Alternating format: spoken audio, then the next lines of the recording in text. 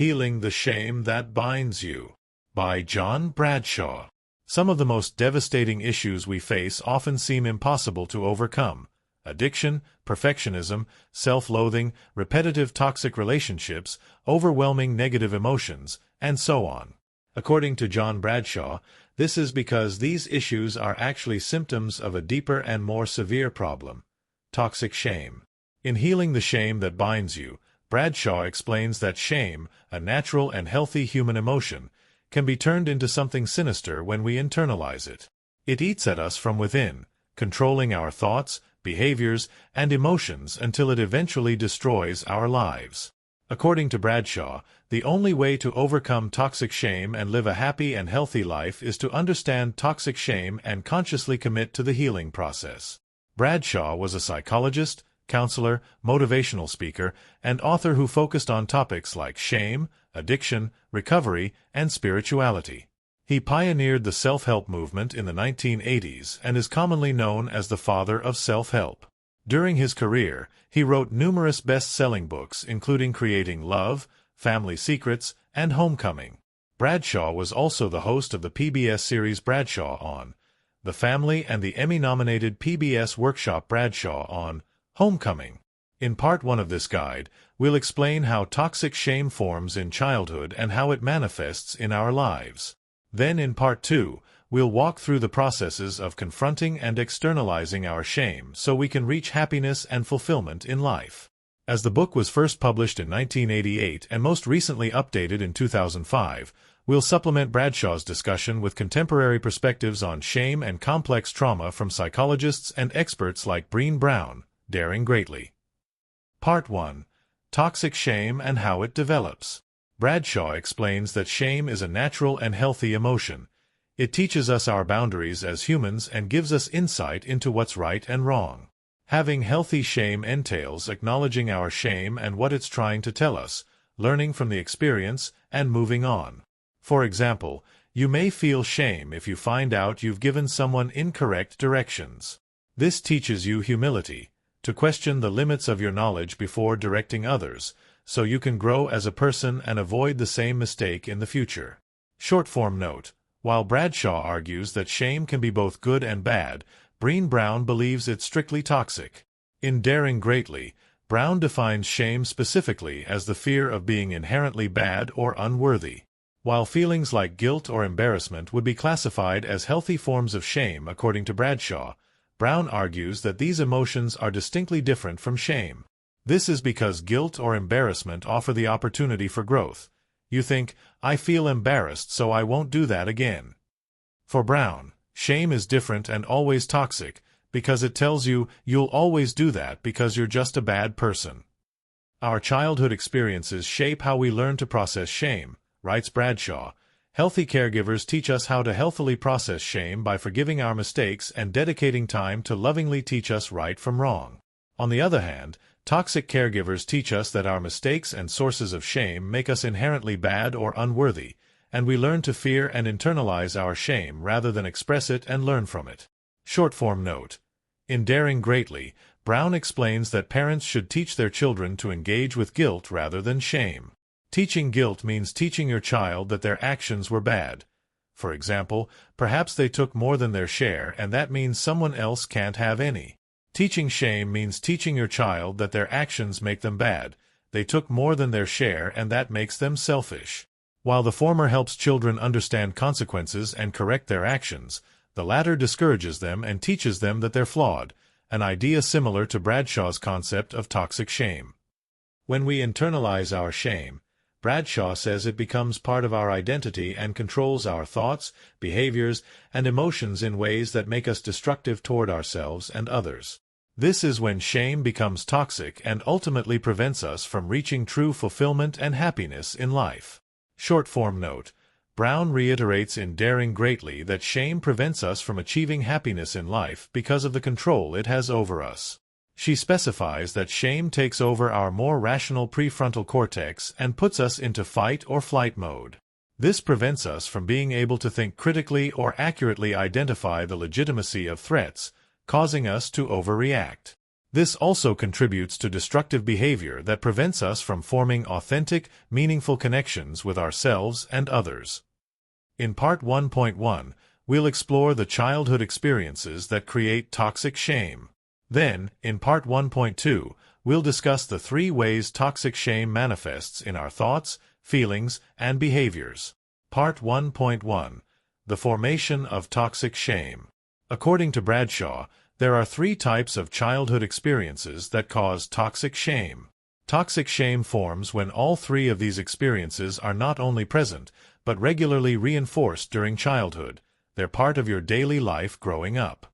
Short form note. In Complex PTSD, psychotherapist Pete Walker explains that recurring childhood experiences of abuse and abandonment can also cause complex post-traumatic stress disorder, CPTSD. The symptoms of CPTSD are similar to the ones Bradshaw says define toxic shame: shame, low self-worth, disconnection from self and others, and relationship problems. Experience 1. Toxic role models. Children learn how to think, feel, and behave by watching their caregivers. They teach us how to do crucial things like disagree, communicate our feelings and needs, cope with stress, form boundaries, and more. However, Bradshaw explains that toxically shamed adults are often unable to healthily do these things. Instead, they model shame-based behaviors. We'll discuss these manifestations of toxic shame in Part 1.2. As a result, children of toxically shamed adults not only absorb their caregivers' sources of shame, but their shame-based behaviors as well. They're taught toxic methods of interacting with themselves, the world, and other people. For example, if a parent feels shame about their weight, their child will learn to feel shame regarding their weight or body image. If 2 parents only disagree by yelling at each other, their child will learn to handle contention with emotional outbursts. How to be a healthy role model. Bradshaw explains that children learn how to behave by mimicking the behavior their caregivers model. To raise a healthy child, parents must teach them healthy ways of doing important things like communicating, coping, and setting boundaries. In Daring Greatly, Brown agrees, adding some tips on how to support yourself so you can model healthy behavior for your child, and including signs to look for to tell if they're on the right track. Brown recommends the following methods to support yourself in your journey toward healthy behavior. 1. Acknowledge that you're learning and growing as a person just as much as your child is. 2. Identify the difference between your values and the values you're displaying through your actions so you can ensure your behavior teaches your child the right lessons. And 3. Demonstrate vulnerability to teach your child that it's okay to be imperfect. You can tell whether you and your child are on the right track by looking for the following signs. 1. Your child loves themselves and expresses compassion for others. 2. Your child handles change with courage and resilience. And 3. Your child accepts their flaws and areas in which they feel vulnerable. Experience 2. Abandonment. Bradshaw explains that abandonment is any situation in which a child's feelings, needs, and desires are neglected. This can come in many forms, including physical parental absence, abuse, or role reversal. For example, a parent relying on their child for emotional care instead of the other way around. Abandonment leads to toxic shame because it teaches children that their emotions are shameful and unworthy of attention. Since abandoned children are taught that their authentic selves, their feelings, needs, and desires, are unworthy, they end up taking on certain relational roles to either avoid shame or gain acceptance from their family. For example, a child who is abused may learn to take on the role of a ghost. They'll minimize themselves and keep their thoughts and feelings quiet to avoid drawing attention and causing problems. Abandonment trauma and relationships. Abandonment is a form of trauma, and psychologists explain that people who experience childhood abandonment often develop abandonment trauma, which shares many symptoms of toxic shame, especially relational issues. In particular, psychologists note that people with abandonment trauma tend to develop one of 3 unhealthy attachment styles that contribute to relational issues: anxious attachment, avoidant attachment, or disorganized attachment. Each of these attachment styles can form as a response to childhood abandonment, and research shows that your attachment style is largely correlated to the type of trauma you experienced. Those with anxious attachment, also called preoccupied attachment, tend to be clingy and insecure and seek constant reassurance from partners out of fear of being abandoned. This attachment style tends to develop from having inconsistent caregivers. Since the child can't predict when or how their parent would respond, they learn that abandonment is possible at any moment. Those with avoidant or dismissive attachment tend to crave independence and deny the need for close, intimate relationships. This attachment style tends to develop when the child's caregivers are consistently unresponsive to their needs or the child experiences forms of physical abuse. They learn not to rely on others and to distance themselves so they can't be hurt. Those with disorganized or fearful attachment have a coexisting desire for and fear of intimacy, which causes them to get close to people and then distance themselves. It's a mixture of anxious and avoidant attachment. This most often correlates with inconsistent caregivers or consistent neglect. Experience 3. Imprinted shame experiences.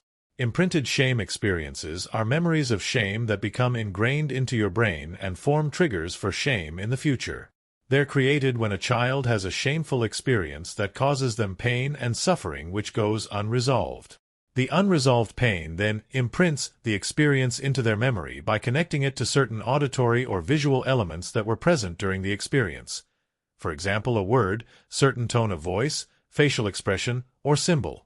Moving forward, experiences of shame that involve common elements from the initial shame experience will trigger the original memory and pain. The new experience will then be linked to the initial experience through the common elements. Once this happens, it'll be stored in a collective folder in their brain where all shameful experiences that share any of those elements are stored. The bigger that folder gets, the more impact toxic shame will have on their life. For example, imagine a child is at a doctor's appointment and feels ashamed of her size. The doctor calls her a big girl, and her mother says she needs to lose weight to be more girly. Moving forward, the child will feel shame any time someone calls her big or mentions her appetite or femininity, because these elements will be linked to the original shame experience. Trauma, flashbacks, and response. In The Body Keeps the Score, Bessel van der Kolk also discusses how trauma and shame imprint into our minds and elaborates on certain aspects of Bradshaw's discussion. For example, Van der Kolk explains that because traumatic experiences are so overwhelming, our mind must break them into fragments of sights, sounds, sensations, emotions, and thoughts to process them. As a result, re-experiencing any fragment that was present during the initial experience can trigger us. This implies that shame experiences can imprint with more than just visual or auditory elements. Further, Van der Kolk explains that our imprints often cause us to misinterpret neutral stimuli as being dangerous because they control our imagination. This means that many of the experiences that trigger memories of past shame and add to that shame folder may not objectively be shameful. We just interpret them that way because it's how our minds have been programmed to respond. This phenomenon was demonstrated by Army veterans who were given the Rorschach test, an inkblot test. Whereas people who weren't trauma survivors saw harmless images like animals, trauma survivors saw violent and disturbing images. Their trauma was so present in their minds that they automatically connected the ambiguous images to their trauma. Part 1.2. Manifestations of Toxic Shame. Bradshaw explains that once shame becomes part of our identity, our brain has to work overtime to avoid it. It does this by altering our thoughts, feelings, and behaviors so we can avoid experiencing and addressing our shame, giving shame ultimate control over our lives. Shame's covert control over our mind manifests in three primary ways. Manifestation 1. Shame barrier. First, internalized shame causes us to develop shame barriers, or ego defenses, as Bradshaw calls them. These barriers are behaviors that allow us to ignore or block out situations that might induce shame. Bradshaw says that because our subconscious mind drives us to engage in these behaviors, we often don't realize we're doing them, or we don't realize that they're abnormal or harmful. Think of shame barriers as an autopilot mode that your brain turns on in certain situations to ensure you avoid experiencing or remembering shame. Short-form note. In Principles, Ray Dalio provides some additional information on why this phenomenon occurs. He explains that our ego defenses or shame barriers are associated with our amygdala, the part of the brain that controls the automatic responses that protect us from danger. This is why our shame barriers are able to kick in without us realizing it. Our amygdala perceives potential shaming situations as dangerous and deploys shame barriers to protect us from harm. Bradshaw explains that detachment is a common shame barrier that comes in many forms. For instance, you might detach from your feelings so they don't cause you shame. Or you might detach from your mind or body so that the person experiencing the shameful thoughts or emotions isn't you. For example, if someone is yelling at you, you might retreat into your head and tune them out so that they're not yelling at you, they're just yelling at your body. Short-form note. In Daring Greatly, Brown explains that her research found men to be more likely to engage in emotional detachment than women. However, other researchers have found that dissociative disorders like depersonalization, detaching from the mind or body, are more commonly diagnosed among women. Another common shame barrier is altering your feelings. According to Bradshaw, one way your brain might alter shameful feelings is by making you perceive them as something more tolerable. For example, if you're ashamed of having romantic feelings toward someone, you might turn those feelings into curiosity or resentment instead. In a situation where you're abused, you might alter your feelings by identifying with your abuser. This allows you to avoid the shame of being the victim. Short-form note. Using a feeling wheel may help you overcome the habit of altering your feelings. A feeling wheel is a 3-tiered chart that helps you identify the specific emotion you're feeling. The innermost ring starts with 6 core emotions: sad, mad, scared, joyful, powerful, and peaceful. Each subsequent ring provides 6 offshoots of each core emotion to help you narrow down more specifically what you're experiencing. Researchers explain that our emotions more easily control us when we don't understand them, so being able to specifically identify your feelings may help you gain control before your mind alters them. One of the most common and detrimental shame barriers is addiction. Bradshaw explains that toxic shame is the root cause of all addictions and compulsions, such as substance addiction, food addiction, gambling, and sex addiction. Addiction is a form of detachment and altering your feelings. When you're engaged in your addiction, you're able to distract yourself from your shame and the pain it causes you. Short-form note. In The Body Keeps the Score, Van der Kolk adds that people who've endured trauma can even develop addiction to trauma itself. This is because certain stimuli, like emotional pain, alter your body chemistry. When you become accustomed to these stimuli, your body reaches a new chemical balance. Due to homeostasis, your body's natural drive to maintain stable chemical equilibrium, you continually seek out the same stimuli. Manifestation 2. False self. Second, internalized shame manifests by forcing us to develop a false self. Bradshaw explains that when toxic shame becomes part of our identity, it convinces us that our authentic self is shameful and unworthy. Therefore, we disown our true self. As a result, we lose touch with our authentic needs and desires, and we must mold a false identity to guide our actions in different scenarios since we don't have an authentic self to do so. Short-form note. In Daring Greatly, Brown reiterates that shame causes us to disconnect from our true selves and adopt a false identity we show to the world. She adds that this is perilous because it prevents us from being vulnerable, exposing our true selves to people. Being vulnerable is crucial to living a fulfilling life, what she calls living wholeheartedly, because it allows us to build genuine connections with others. These genuine connections cultivate the feelings of love and belonging that are necessary to feel worthy, the opposite of feeling shame. There are 3 selves that people with toxic shame build. First is the cultural self, our role in society. According to Bradshaw, this self is dictated by our sex roles. We strive to be the perfect embodiment of society's concept of a man or woman. Short-form note. Since the publication of Bradshaw's book, we've gained a better understanding of the difference between sex and gender. While sex refers to our sexual anatomy, gender refers to the social roles of our gender identity, whether that be male, female, or non-binary. As such, gender roles would be a more accurate term than sex roles, since Bradshaw uses the term in the context of social roles and identity. Second is our self-trajectory, the life path we plan out for ourselves. According to Bradshaw, this includes our career aspirations, values, and self-image. Since toxically shamed people are unable to connect to their authentic needs and desires, they must shape their goals and values based on external influences like parents, friends, or media. Short-form note: while adopting goals, values, beliefs, and other factors from external sources may play a more extreme role in identity formation for toxically shamed people, psychologists explain that it's normal to a certain extent. The phenomenon is called social influence, and while it can be negative, it's a common part of identity formation that occurs in our youth. Third is our relational self, the role we fill in our romantic and familial relationships. The role toxically shamed people play in adult relationships is usually the role they were taught to play as children due to their abandonment, which we discussed in the previous section. For example, a child who was abused and played the ghost role in their family will likely play a passive or submissive role in their adult relationships, failing to express their thoughts and feelings.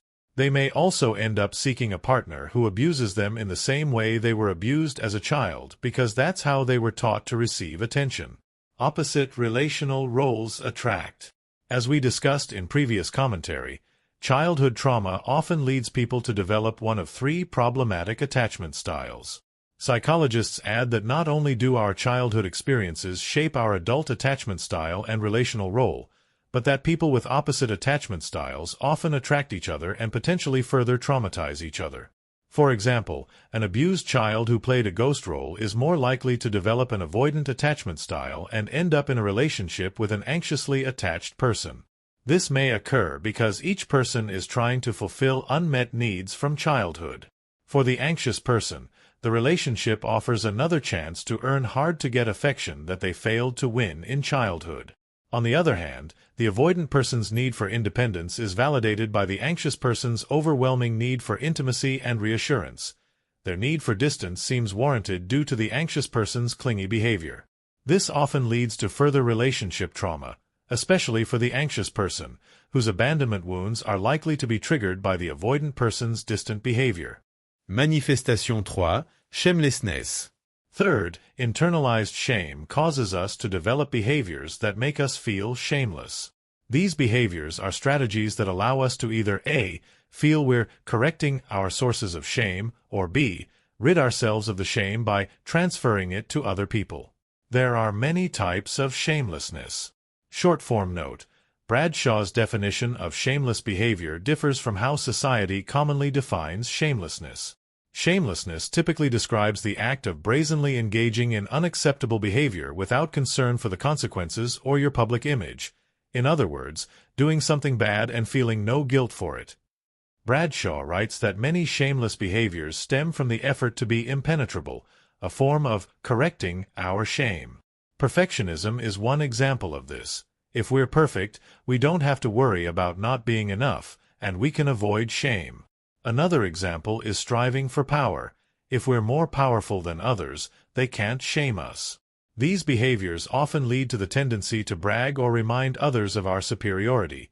This ensures that everyone sees us as impenetrable and is distracted from anything that might be shameful about us.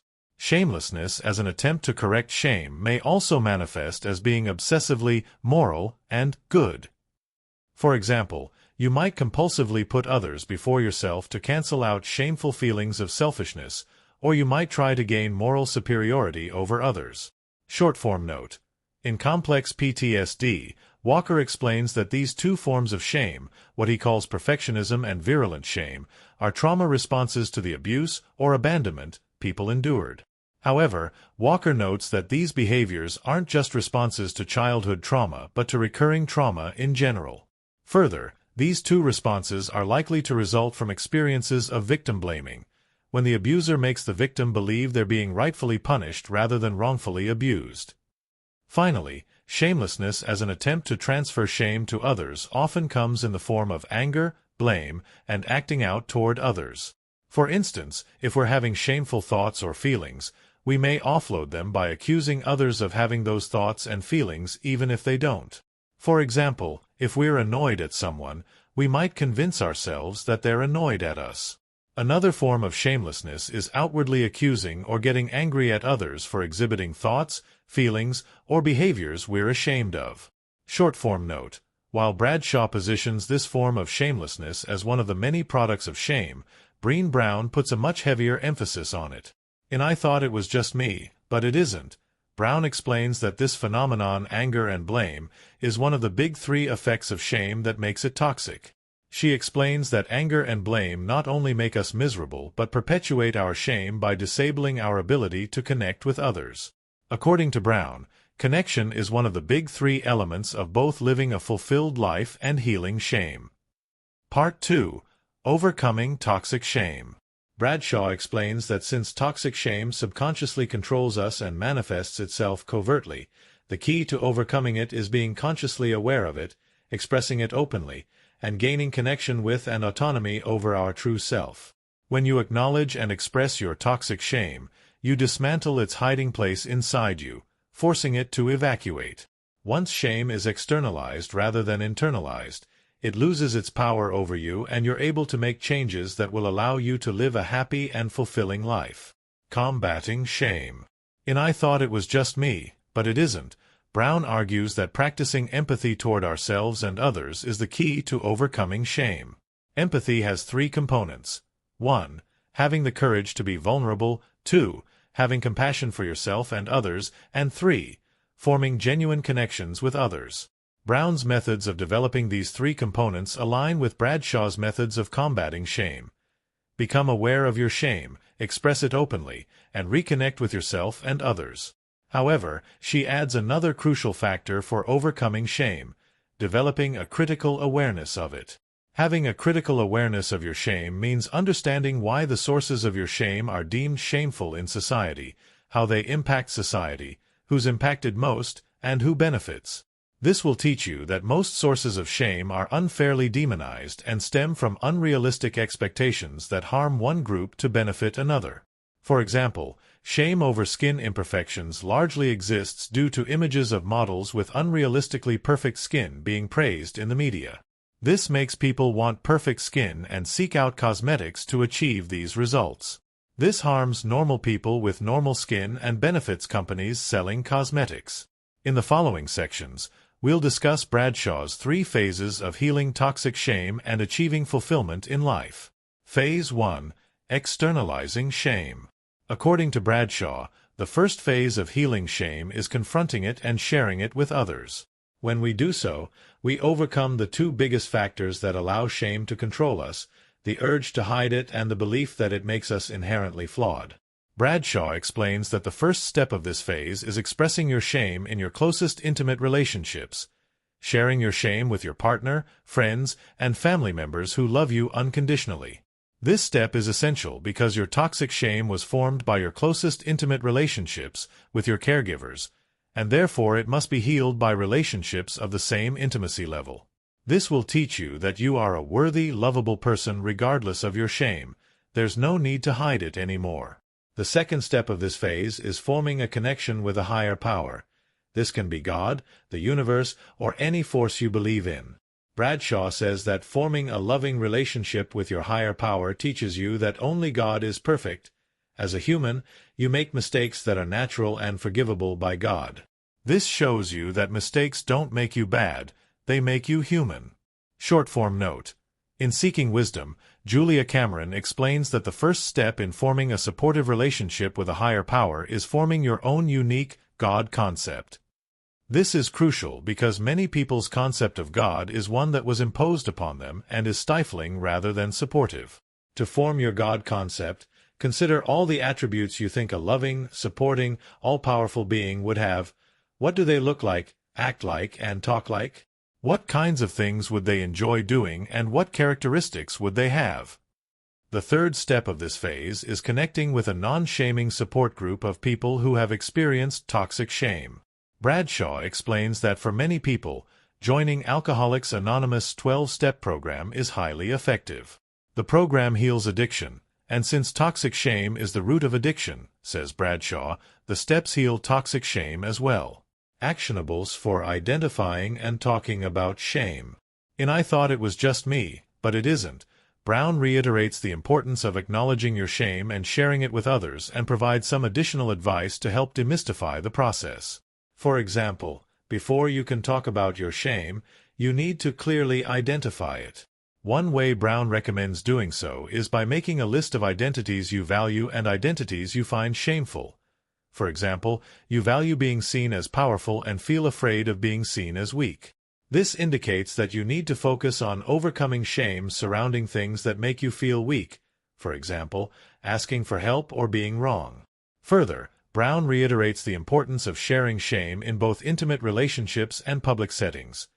However, she adds that before you can do so, you need to learn how to effectively talk about shame and how to properly connect with others. To effectively talk about shame, explain 1. The identity that causes you shame, 2. How it makes you feel, 3. Why it makes you feel that way, and 4. What kind of support you need. For example, I feel ashamed of things like asking for help because it makes me feel weak. This happens because I was always belittled as a child when I needed attention or assistance from my parents. It would be really helpful to me if you could be there to listen and support me in areas that I struggle in. To effectively connect with others, Brown says you need to be willing to do more than talk about your shame. You need to be willing to listen to others talk about their experiences and pain as well. This can be uncomfortable and many people avoid it, but avoidance prevents you from forming a genuine connection. You should also be willing to speak up when you see someone being unfairly shamed. Those based in the U.S. can put these tactics into practice by finding a nearby AA meeting or contacting a local Mental Health America affiliate to find a support group, as Bradshaw recommends. Phase 2. Healing your wounds. Bradshaw explains that the second phase of overcoming toxic shame is to heal the wounds of your past that caused your toxic shame to form. There are 3 steps to doing so. Step 1. Identify and grieve your childhood trauma. The first step in healing your wounds is to identify and grieve the childhood trauma that formed your toxic shame and gave rise to your shame-based behaviors, your shame barriers, false selves, and shamelessness tactics.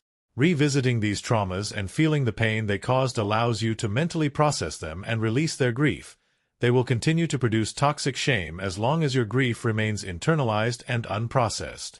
Bradshaw says the following factors must be present to process your grief. 1. Validation that the trauma was real. 2. Support. 3. Emotional expression of trauma-related feelings like anger or loneliness. And 4.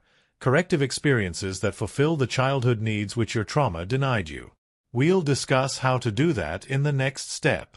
The role and process of grief in healing trauma. In complex PTSD, Walker reiterates the importance of grieving your trauma to process it. He adds that doing so not only helps you overcome your trauma, but is crucial to overcome the learned behavior of suppressing your emotions, one of the detachment shame barriers that Bradshaw mentions. Further, while Bradshaw discusses 4 elements that are necessary to process grief, they don't encompass the full extent of the grieving process. Walker outlines the 4 main phases of grief involved. First, Walker says you must feel sorrow, the original sadness and anger of the experience, and express it by crying. This is likely the first part of validating your experience because you're seeing the real effects of it.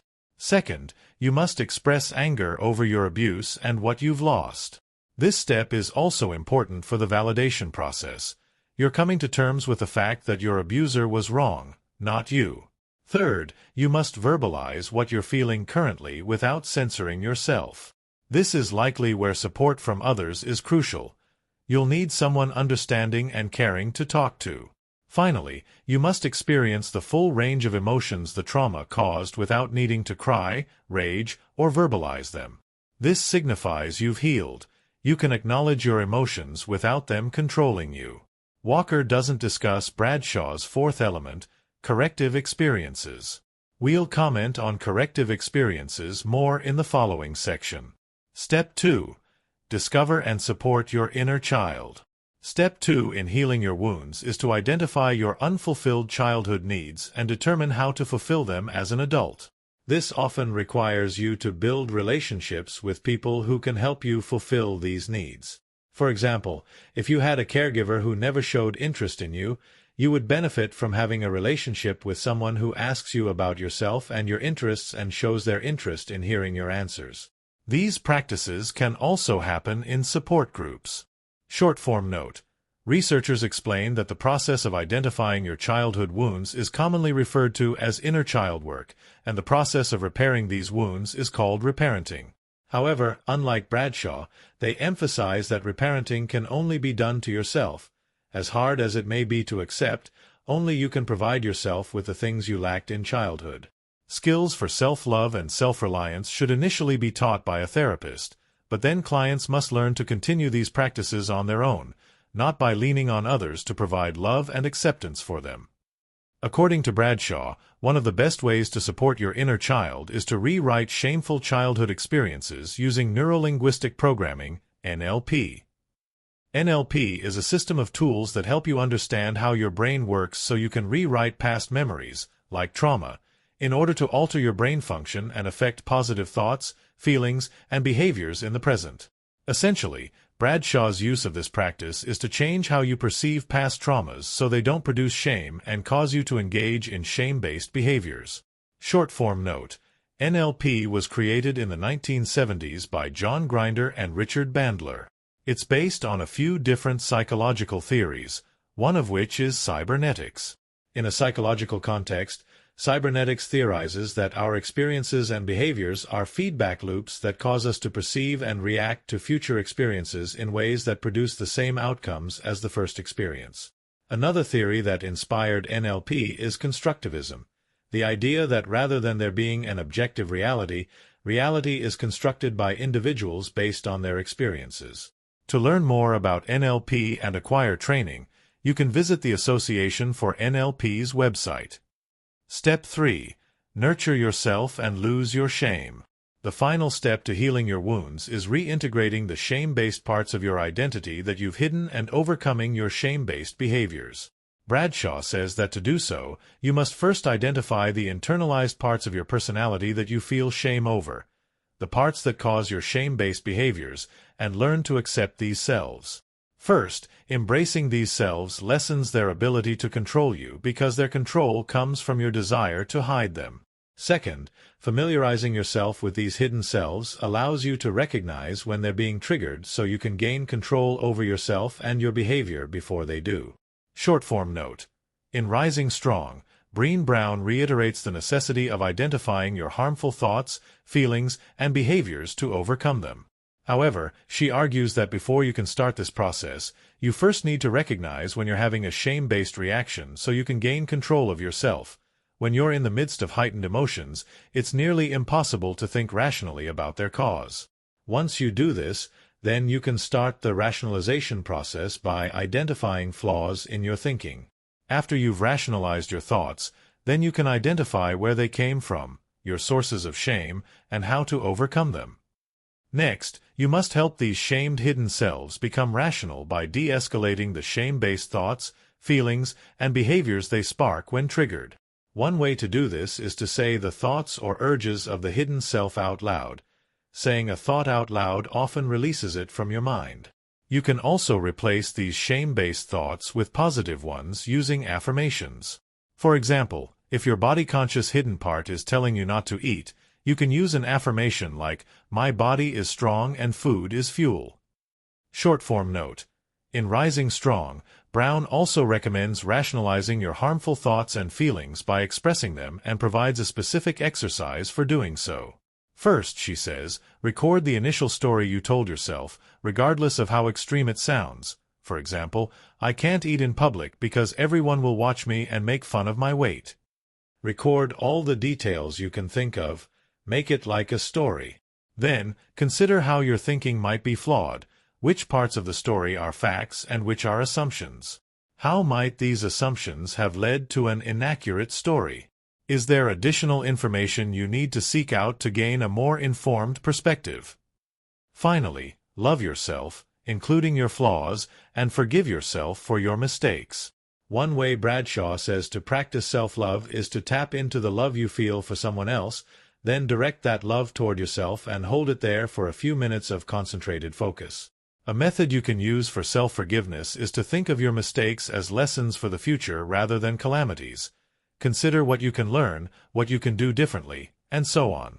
Short-form note: A practice called mirror work shows that practicing self-love while looking into a mirror may help you achieve better results. You can start by looking into a mirror for 5 minutes, 3 times a week. During this time, you can practice Bradshaw's self-love techniques, or as researchers suggest, play relaxing music and repeat affirmations like, "I love myself," "I forgive myself," and "I'm capable of learning from my mistakes." Once you get comfortable, you can enhance the exercise by doing it for 10 minutes, 5 days a week. Phase 3. Achieve fulfillment. According to Bradshaw, the final part of healing from toxic shame is connecting with your authentic self and higher purpose in life, what he refers to as having a spiritual awakening. Connecting with your authentic self facilitates a spiritual awakening because it allows you to receive guidance toward your destiny from a higher power. Bradshaw says that this happens because your authentic self is directly created by the higher power. When you're in touch with yourself, you're in touch with your higher power by default. Undergoing your spiritual awakening leads to a life of fulfillment and happiness because it ultimately allows you to go with the flow, without resistance or the need for control, and love yourself unconditionally. It also enhances your connection to the external world. You'll be more fit to help others and able to form healthy and mutually nourishing relationships. Further, your lack of resistance will enable you to embrace the beauty of the world without negative feelings. This allows you to be more in tune with opportunities and signs from the universe or higher power that are meant for you. Ultimately, the combination of these factors brings you happiness and guides you toward your higher purpose in life, which brings fulfillment. Living in this way is akin to swimming with the current rather than against it, nourishing your soul in the process. Factors required for post-traumatic growth. The spiritual awakening process that occurs after healing toxic shame and reckoning with complex childhood trauma is very similar to what researchers refer to as post-traumatic growth, PTG. While PTG typically refers to the growth period after a traumatic event, research suggests that people with complex trauma, toxically shamed people, can also experience PTG. While Bradshaw attributes his concept of this growth phase to divine guidance, the symptoms of his spiritual awakening align with the 5 effects found when people experience PTG: appreciation for life, relationships with others, personal strength, resilience and self-understanding, new possibilities in life, being able to see positive potential futures and a higher purpose for yourself, and spiritual change, belief in a higher power and less resistance in life. Connect to your authentic self. To achieve spiritual awakening, you must first connect to your authentic self.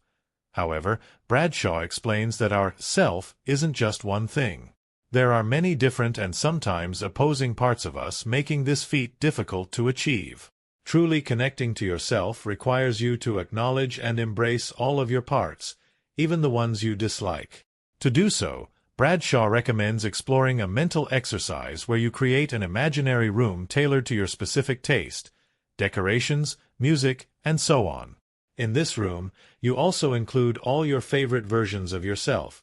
For example, the version that wants to be an astronaut, the version who loves to cook, and the version who's a mother. Finally, envision the disliked versions of yourself and imagine they're requesting access to the room. Forgive them and let them inside.